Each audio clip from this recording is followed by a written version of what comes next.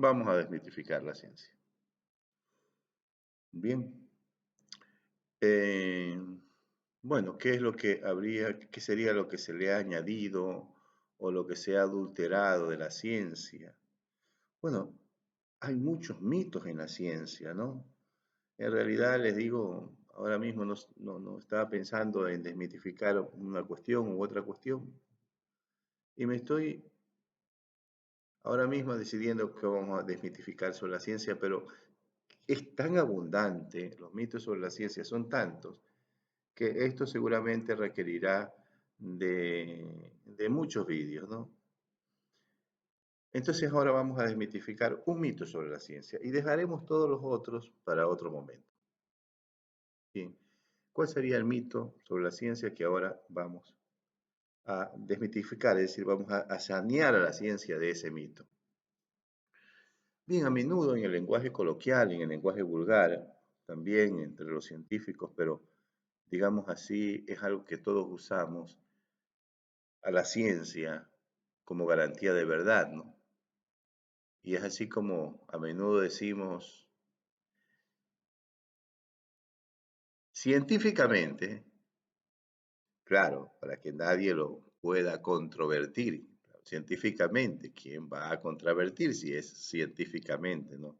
O se ha demostrado científicamente, ¿no? Para que nadie lo controvierta, claro. Se ha demostrado científicamente, ¿cómo vas a venir tú a controvertir una verdad científica? No podría ponerse en duda, ¿no? Ahí está el mito, vamos. Bien, esto naturalmente es un mito completamente, eso no es verdad. Aquí tendríamos que decir dos cuestiones. Una de la propia definición de ciencia, de, lo que de las potencias de la ciencia, de lo que la ciencia hace, que es lo más importante, lo dejaremos para el último. Pero vamos a empezar por lo menos importante, pero que también importa. La ciencia, de hecho, se ha equivocado, ¿no? Y no pocas veces, muchísimas veces.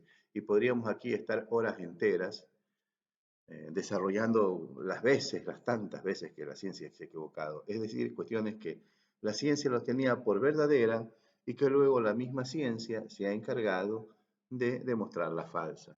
De ahí que muchos cientificistas, entre las tantas contradicciones que van teniendo de espurias de definición misma, ¿no?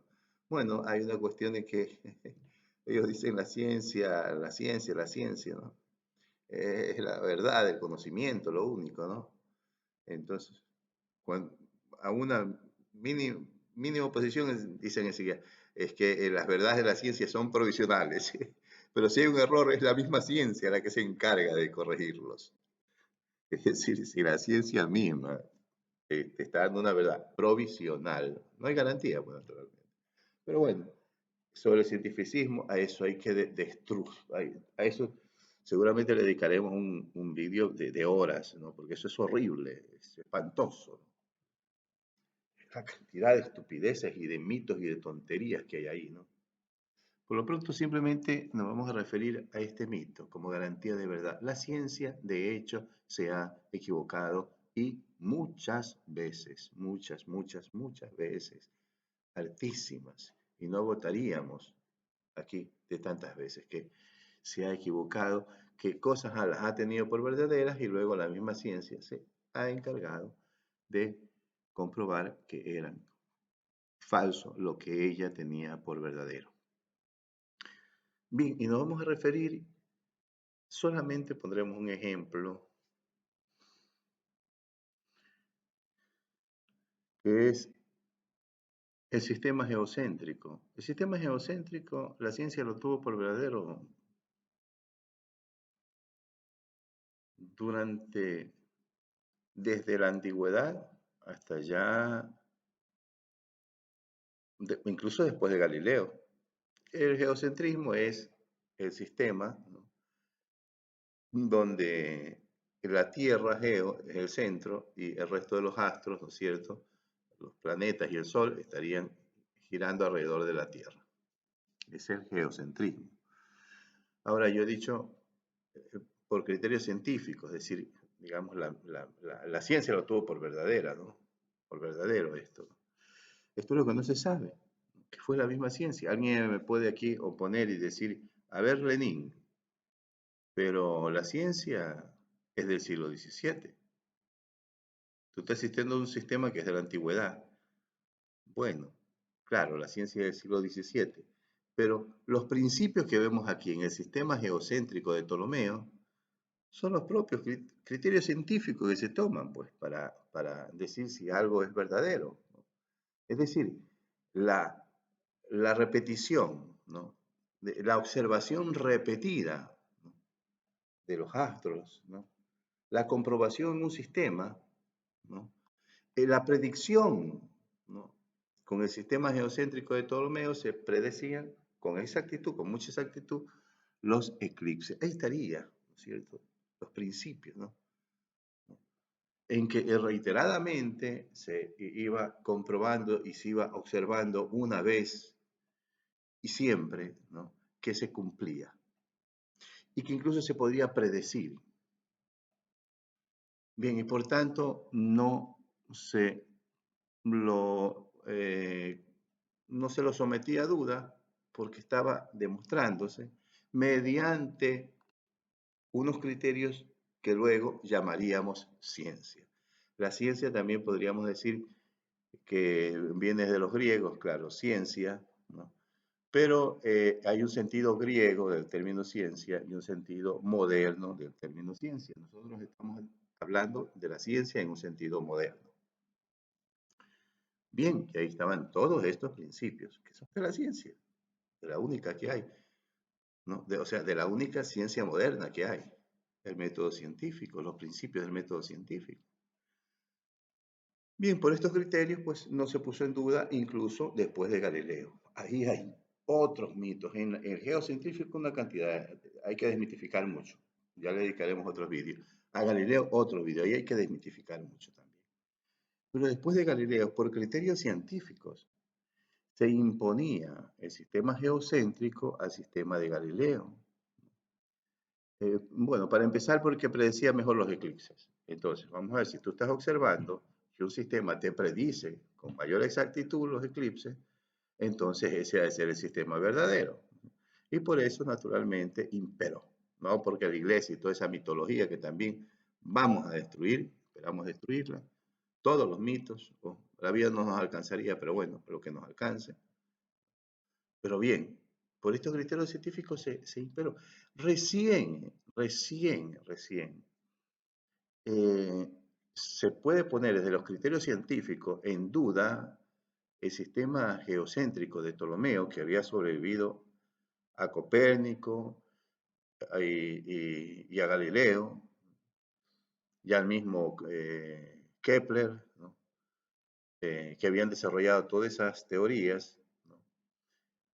Pero que no habían podido, ¿no? eh, eh, dar en la observación, en los criterios científicos, no los había podido vencer, ¿no? Todo lo de Galileo entraba dentro de una especulación que no estaba demostrada. Es recién con el experimento que se hace del péndulo de Foucault, estamos hablando de finales del siglo XIX, ¿no? ¿Sí? Finales del siglo XIX, el experimento se realiza, el experimento de Foucault, y se demuestra que la Tierra se movía.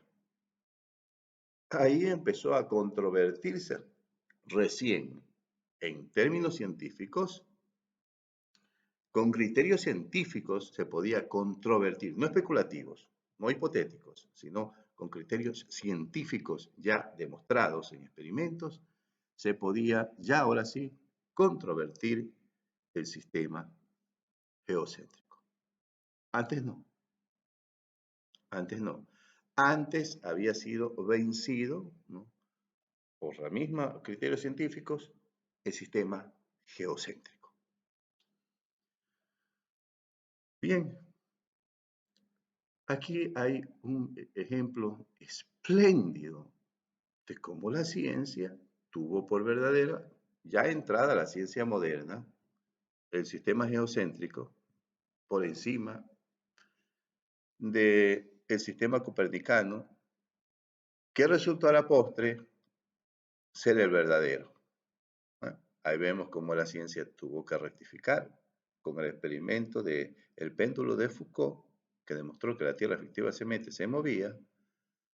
Entonces es cuando por los criterios científicos, esos mismos criterios corrigen algo que se lo tuvo por verdadero, aunque después de Copérnico había otras hipótesis, se podrían elaborar otros modelos diferentes, pero que no terminaban de vencer. Y antes de Copérnico, pues nadie lo ponía en duda, por criterios que ahora les llamamos ciencia. Ahí está el mejor ejemplo espléndido. Allá hay muchos mitos que en vídeos posteriores abordaremos, ¿no? En todo lo que hemos dicho ahora del geocentrismo, Galileo y todas estas cosas, ¿no? La Inquisición también, todo eso hay que desmitificar. Bien, y ahora sí nos toca lo más importante. ¿Qué es lo más importante aquí? Lo más importante es que la ciencia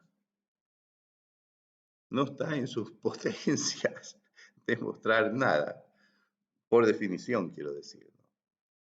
¿Por qué? Porque justamente la ciencia es un intento de falsación, es decir, de demostrar falso una hipótesis como método científico, digo. Entonces, cada experimento es el intento de falsación, ¿no? Si el intento de falsación fracasa, entonces la hipótesis sobrevive. Bien, el intento de falsación es el experimento por medio del cual se podría demostrar falsa la hipótesis. Hacemos un experimento y la hipótesis puede demostrarse falsa, ¿no es cierto? Bien, ¿qué pasa? Que la hipótesis no se demuestra falsa una vez, ahí viene el principio de repetición, el experimento se va a repetir, procurando sea en circunstancias distintas, etcétera, y muchas repeticiones hasta que se va estableciendo esa hipótesis, se va convirtiendo en ley también porque la comunidad científica la va asumiendo así, porque es plausible asumirla como ley en virtud de la observación, del experimento y de la repetición, y de tantas repeticiones no se ha logrado falsarla. Es decir, no se ha logrado demostrar la hipótesis falsa. De manera que las verdades que proponen el experimento, no son verdades positivas que el método científico las afirme como verdades, sino que simplemente el método científico simplemente no ha logrado falsar, es decir, no las ha logrado demostrar falsas. Bien, hasta aquí este vídeo por ahora, luego abordaremos otros mitos de la ciencia. Les agradezco, suscríbanse por favor, denle un like. Gracias, que Dios les bendiga.